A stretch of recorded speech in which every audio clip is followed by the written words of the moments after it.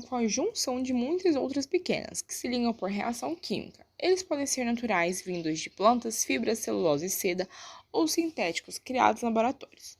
Sua formação mais conhecida é o plástico, utilizado em massa para diversas finalidades.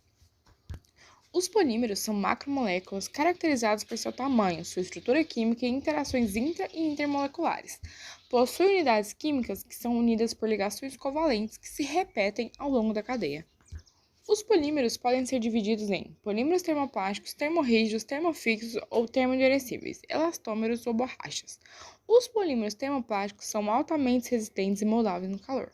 Alguns exemplos: policarbonato usado para a fabricação de CDs, garrafas PET, o poliuretano forma esquadrias, revestimentos, molduras, o PVC cria portas safonadas, divisórias, telhas translúcidas, molduras para teto e parede, o PS usado para a fabricação de peças de máquina e automóveis, o PP, que é o polipropileno, faz brinquedos, recipientes para remédios, seringas de injeção.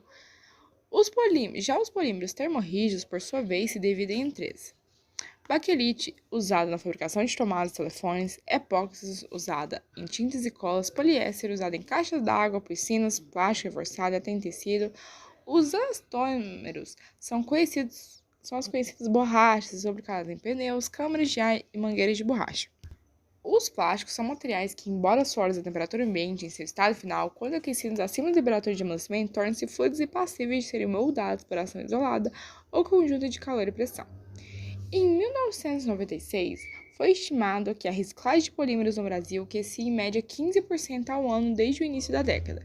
Em 2000, a Plastivida, marca registrada de propriedade da Biquim, Associação Brasileira de Indústria Química, estimou um índice médio de reciclagem em torno de 17,5%. As metodologias de reciclagem de polímeros. A primeira etapa da reciclagem do plástico consiste na separação dos termoplásticos e os termorrígidos. Os termoplásticos se moldam a qualquer forma quando aquecidos, enquanto os termorrígidos não amolecem com calor e não podem ser reciclados. O restante do processo de reciclagem em seu estado final depende do tipo do material. A reciclagem de polímeros pode ser classificada em 4 categorias: primária, secundária, terciária e quaternária. A reciclagem primária consiste na conversão dos resíduos poliméricos industriais por método de processamento padrão em produtos com características equivalentes àquelas dos produtos originais produzidos por polímeros virgens. Por exemplo, não muda a forma do material por meio do calor e consiste na utilização do item para outros fins. Por exemplo, aparas que são novamente produzidas no processamento.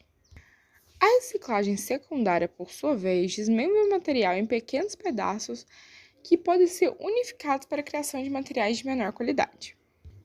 Ela é uma conversão dos resíduos poliméricos provenientes dos resíduos sólidos urbanos por um processo ou uma combinação de processos em produtos que tenham menor exigência do que o produto obtido com polímero virgem. Por exemplo, reciclagem de embalagem de PP para obtenção de sacos de lixo. A reciclagem terciária é a mais complexa e reprocessa o material levando à sua antiga forma de monômero. Ele pode criar o mesmo tipo de produto ou se misturar a outros tipos de plástico e formar algo ainda mais resistente.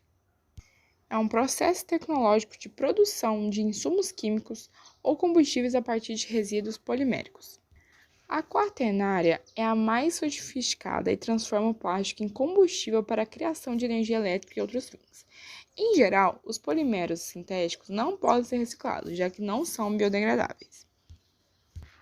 A reciclagem primária e a secundária são conhecidas como reciclagem mecânica ou física. O que diferencia uma da outra é que na primária utiliza-se polímero pós-industrial e na secundária pós-consumo. A reciclagem terciária também é chamada de química e a quaternária de energética.